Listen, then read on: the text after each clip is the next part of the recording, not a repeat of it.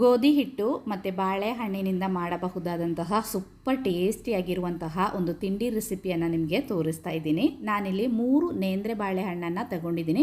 ಯಾವ ಬಾಳೆಹಣ್ಣಾದರೂ ಆಗುತ್ತೆ ಅಥವಾ ಇದೇ ರೀತಿ ಕಪ್ಪಾಗಿರುವ ಬಾಳೆಹಣ್ಣಿದ್ರೂ ಆಗುತ್ತೆ. ಫಸ್ಟಿಗೆ ಒಂದು ಪಾತ್ರೆಗೆ 2 ಬಾಳೆಹಣ್ಣನ್ನು ತಗೊಂಡಿದ್ದೀನಿ. ಒಂದು ಬಾಳೆಹಣ್ಣನ್ನು ಸಣ್ಣ ಸಣ್ಣ ಕಟ್ ಮಾಡಿ ಸೈಡ್ಗೆ ಇಟ್ಕೊಂಡಿದ್ದೀನಿ. ಇದಕ್ಕೆ 1 ಕಪ್ ಗೋಧಿ ಹಿಟ್ಟು, ಅರ್ಧ ಕಪ್ ತುರಿದಿರುವ ತೆಂಗಿನಕಾಯಿ, ಅರ್ಧ ಕಪ್ ಬೆಲ್ಲದ ಪುಡಿ ಮತ್ತು ಸ್ವಲ್ಪ ಉಪ್ಪು ಮತ್ತು ಏಲಕ್ಕಿ ಪುಡಿಯನ್ನು ಹಾಕಿ ಚೆನ್ನಾಗಿ ಇದನ್ನು ಮಿಕ್ಸ್ ಮಾಡಬೇಕು. ಇನ್ನಿದಕ್ಕೆ ಸ್ವಲ್ಪ ತುಪ್ಪ ಬಿಸಿ ಆದ ಮೇಲೆ ಅದಕ್ಕೆ ಗೋಡಂಬಿ ಮತ್ತು ದ್ರಾಕ್ಷಿಯನ್ನು ಹಾಕಿ ಹುರಿದು ಅದನ್ನು ಸೇರಿಸಬೇಕು. ಅದರೊಟ್ಟಿಗೆ ನಾವು ಒಂದು ಬಾಳೆಹಣ್ಣನ್ನು ಸಣ್ಣ ಸಣ್ಣ ಕಟ್ ಮಾಡಿ ಇಟ್ಟಿದ್ದೀವಲ್ಲ ಅದನ್ನು ಸಹ ಸೇರಿಸಬೇಕು. ಮಧ್ಯೆ ಮಧ್ಯೆ ಈ ಬಾಳೆಹಣ್ಣಿನ ಪೀಸು ನಮಗೆ ಕಚ್ಚಲಿಕ್ಕೆ ಸಿಗುವಾಗ ತುಂಬ ಚೆನ್ನಾಗಾಗುತ್ತೆ.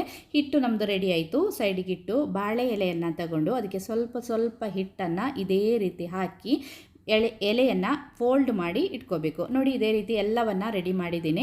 ನಾನಿಲ್ಲಿ ಫಸ್ಟಿಗೆ ಒಂದು ಇಡ್ಲಿ ಪಾತ್ರೆಯಲ್ಲಿ ನೀರು ಬಿಸಿ ಆಗಲಿಕ್ಕೆ ಇಟ್ಟಿದ್ದೆ. ಇನ್ನು ನಾವು ರೆಡಿ ಮಾಡಿ ಇಟ್ಟಿರುವಂತಹ ಈ ತಿಂಡಿಯನ್ನು ಇಡ್ಲಿ ಪಾತ್ರೆ ಅಥವಾ ಸ್ಟೀಮರಲ್ಲಿ ಇಟ್ಟು ಇದನ್ನು ಒಂದು 20 ರಿಂದ 25 ನಿಮಿಷ ಬೇಯಿಸಬೇಕು.